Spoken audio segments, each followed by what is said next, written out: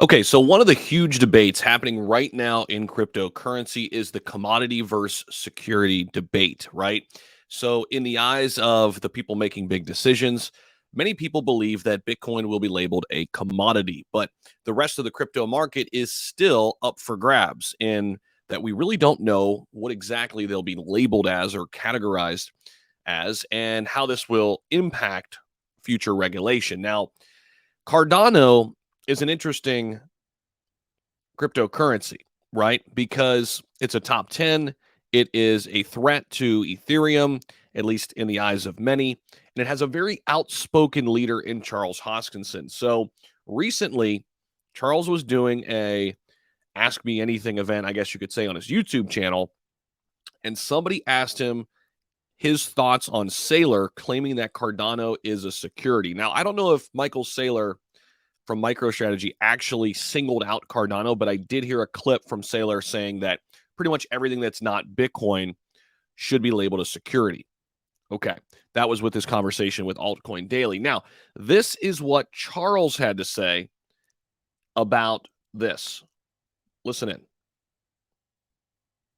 What are your thoughts on Saylor claiming Cardano as a security? Well, Mike Saylor is the tone vase of this cycle of, him and Jimmy Song of this cycle of crypto. So back in the day, we had Tone, and Tone was this podcast. He's still around, and I like Tone, but he had this thing like everything's a scam. It's a scam. It's a scam. Oh, it's a scam. Oh my God, it's a scam. Everybody's scamming. He even had this thing called the Scammies. It was his awards ceremony, the Scammies. So now we got Mike Saylor. He's like, Bitcoin is the way. Again, it doesn't do anything for RealFi. I can't build a decentralized power grid. I can't build a centralized telecommunications company. I can't build a centralized computer. I have no identity solution. It's not programmable, so I don't have dApps and DeFi. I can't even issue an asset, so I have no NFTs, right? It's all outside of that. But don't worry, layer 2 protocols that are highly centralized will somehow solve all of this. Great. So that's great. It's the best thing ever, and it's so magical, and who cares about the mining and all this? Everything else is scam, and everything else is security. Nobody controls it. It's completely decentralized, far more than Bitcoin. Has more use and utility. People buy the token not to speculate, which is the only thing they can do with Bitcoin.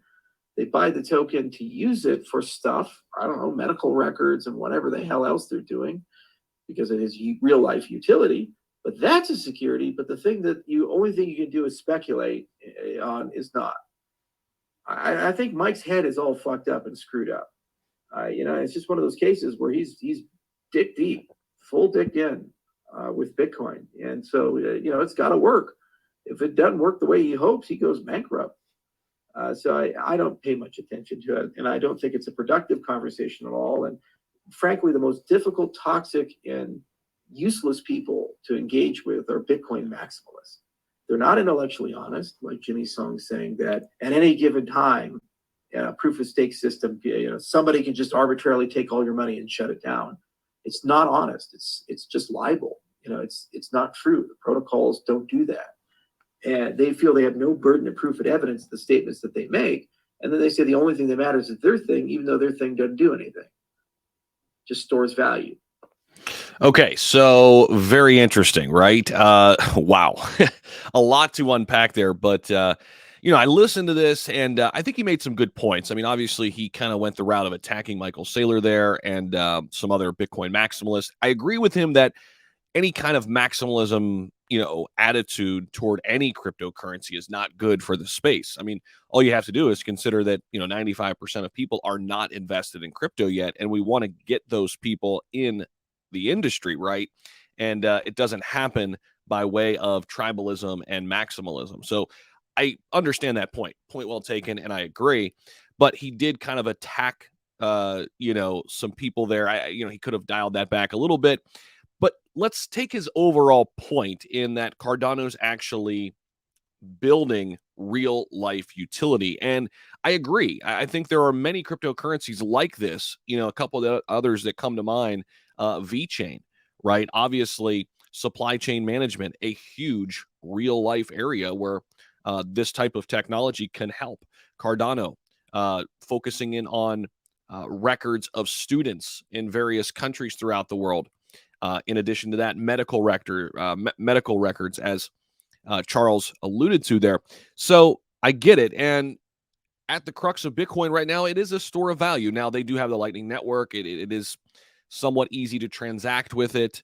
Will it be that in the end? I don't know. But maybe just digital gold is good enough for Bitcoin. But I think to Charles's point, it doesn't mean we don't need DeFi. It doesn't mean we don't need other protocols that do different things, right? But I want to hear your thoughts about all this down below.